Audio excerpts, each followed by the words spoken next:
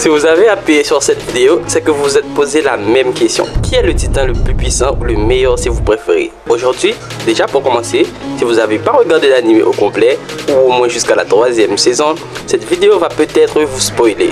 Nous allons parler des titans par ordre chronologique d'apparition dans l'anime. Donc si vous ne connaissez pas le des titans mentionné enregistré sur la vidéo, allez terminer ce chef-d'œuvre qu'est SNK, puis revenez plus tard. Mais juste avant de commencer, n'oubliez pas de vous abonner à la chaîne, de liker si vous aimez, de partager avec vos amis pour partager notre passion. Et puis, je balance le générique.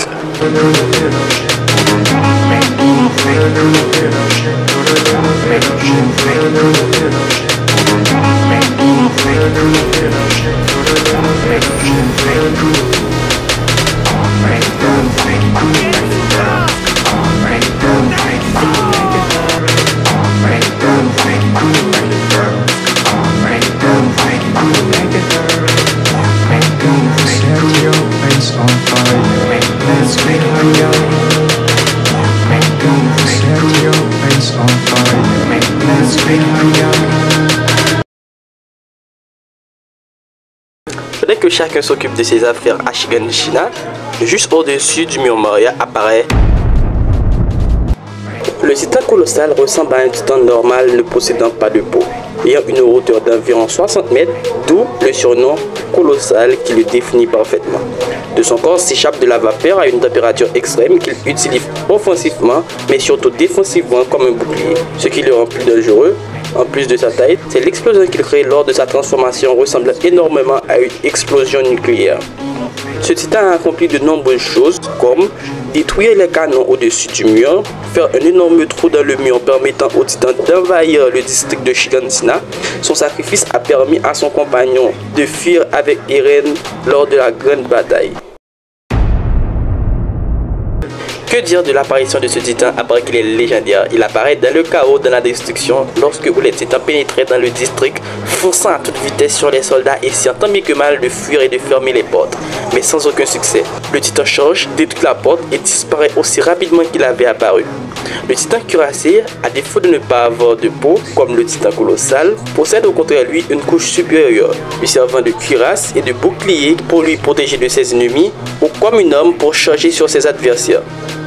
Il a compris de nombreuses choses comme capturer le protagoniste et réussir à s'enfuir juste après, aider le bataillon à prendre l'avion pour aller secourir leur ami, affronter une sorte de ver géant avec des tentacules, et oui, ça existe dans SNK, et sans oublier aider à créer une des plus grands massacres de toute l'histoire de l'attaque des titans juste au début de l'anime. Malheureusement, ce titan devient beaucoup moins impressionnant après l'apparition d'une nouvelle technique utilisée par le prochain titan dans la liste, faite à partir d'une matière extrêmement solide appelée diosisme.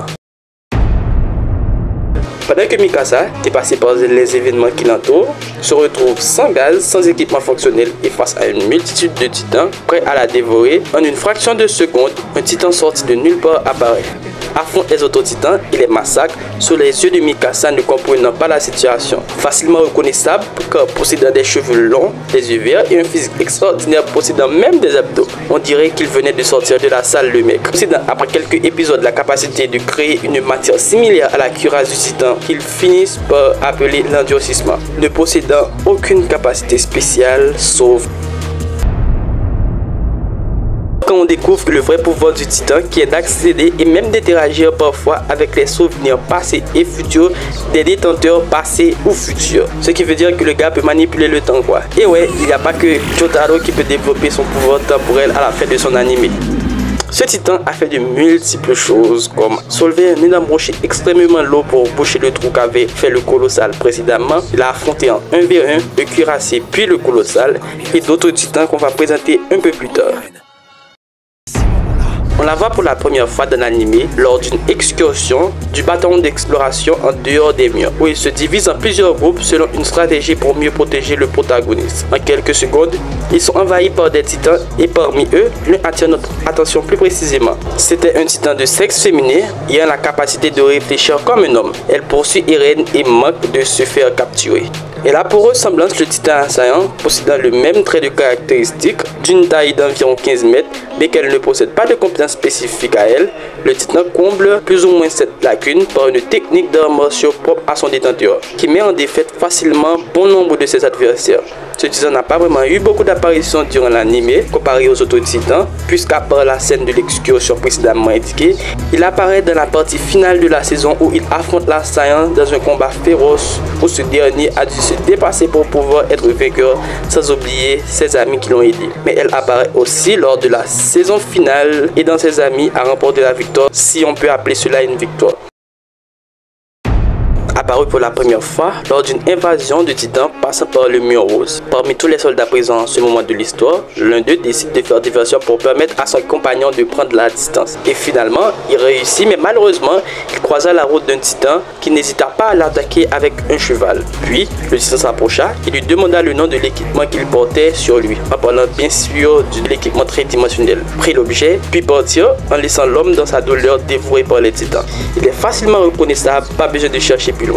C'est le seul titan possédant autant de poils sur son corps, qui fait environ 17 mètres et qui a des bras extrêmement longs, disproportionnés par rapport à son corps. Ne le sous-estimez pas parce qu'il ressemble à un singe. C'est une vraie machine de guerre capable de détruire toute une flotte de navires en une fraction de seconde, en utilisant ses mains comme un catapulte pour lancer de multiples rochers. Ce titan a tellement fait de choses que je ne sais même pas où commencer. Il a tabassé le titan cuirassé, tué Erwin puisqu'il faisait lui aussi partie du bataillon d'exploration. Il a fait une pluie de titans s'écraser contre ses ennemis, transformé presque tous les soldats à l'intérieur des murs en titans avec un seul hurlement, et même a failli créer la fin de l'humanité.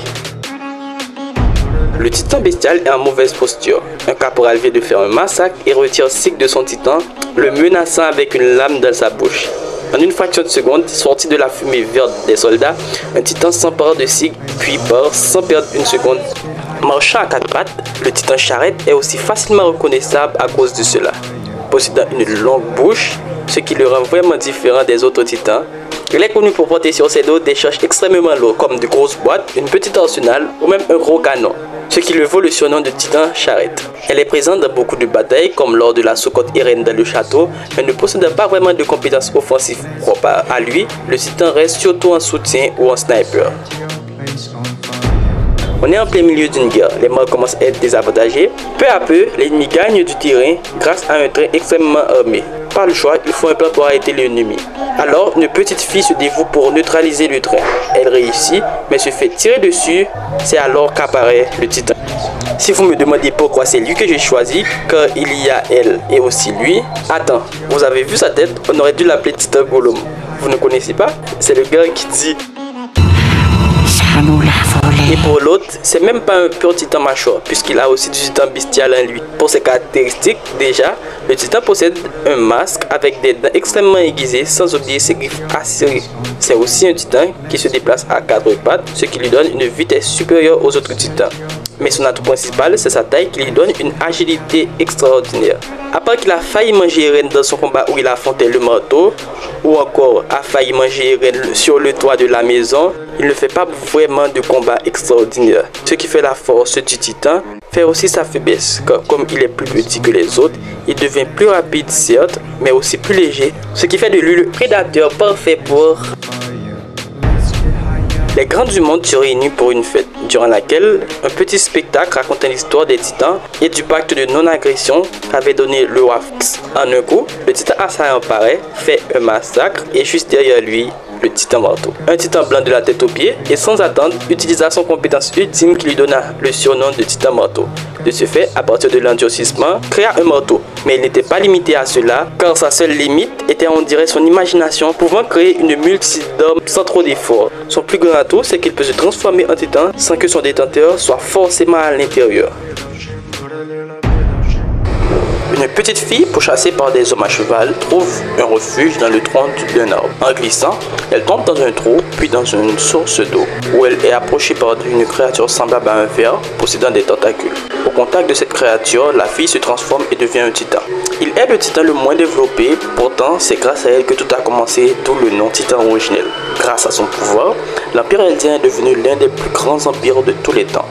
Ayant une grande ressemblance avec le titan féminin, elle possède des os au niveau de son abdomen qui ressemblent à des côtes, mais situées à l'extérieur de son corps. Sa compétence est de pouvoir contrôler la morphologie et la mémoire de ses descendants, les Eldiens. Par exemple, elle peut décider de vous faire oublier la vidéo que vous venez de regarder, comme ça vous pouvez la recommencer. Tout cela pour dire qu'il n'y a pas vraiment un meilleur titan. Chacun a ses compétences, sa morphologie qui le rendent puissant et unique. De plus, la puissance du titan dépend grandement de son détenteur. On peut prendre l'exemple du titan féminin avec sa technique de combat ou encore du bestial qui optimise les compétences de son titan grâce au lancer de rochers. Personnellement, mon titan préféré est le cuirassé, mais je préfère le chara-design du titan marteau. Et vous, quel est votre préféré? Et selon vous, qui est le plus fort? Dites-le moi dans les commentaires. Moi, je vote pour l'originel. C'est la fin de la vidéo, j'espère que vous avez passé un bon moment et que vous avez aimé. Si c'est le cas, likez la vidéo et proposez-moi d'autres sujets. C'était le chiller originel, au revoir.